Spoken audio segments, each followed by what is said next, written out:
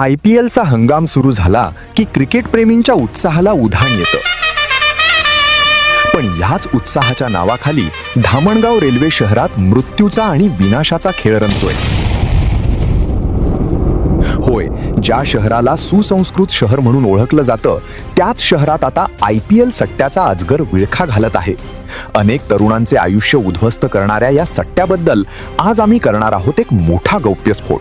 मिळालेल्या खात्रीलायक माहितीनुसार धामणगाव रेल्वे शहरात IPL सट्टा राजरोसपणे सुरू आहे. विशेष म्हणजे हा सगळा काळा धंदा मोबाईलच्या माध्यमातून हायटेक पद्धतीनं चालवला जातोय. प्रत्येक मॅचवर शहरात लाखो रुपयांची उलाढाल होत असून यामध्ये केवळ तरुणच नाही तर बाजारपेठेतील काही बडे प्रस्थ म्हणजेच धेंडे सुद्धा सामील असल्याची उघड चर्चा सर्वत्र सुरू आहे. तर गोल्डन बुक आणि क्रिकेट बुक हे गल्लीबोळात प्रसिद्ध झाले आहेत. काही दिवसांपूर्वी अमरावतीच्या एका बुकीला ताब्यात घेतल्यानंतर धामणगाव रेल्वे शहरात सुद्धा सट्टेबाजांचे धाबे दणाणले होते. काही हालचाली झाल्या, पण नंतर माशी नक्की कुठे शिंकली हे कोणालाच कळलं नाही. प्रत्येक कट्ट्यावर तरुण वर्ग मोबाईलमध्ये डोकावून या सट्ट्याच्या जाळ्यात अडकताना दिसतोय. अनेक तरुणांनी या नादात आपले आयुष्य संपवले आहे, तर अनेक कुटुंबे देशोधडीला लागली आहेत. तरीही प्रशासन गप्प का? युवा पिढी या दलदलीत रुतत चालली आहे. युवा पिढीला गारद करणाऱ्या या सट्टेबाजांवर कडक कारवाई होणार का?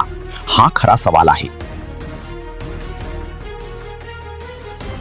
महत्त्वाच्या आणि ताज्या बातम्या पाहण्यासाठी आमच्या चॅनलला सबस्क्राईब करा व बेल आयकॉन प्रेस करा.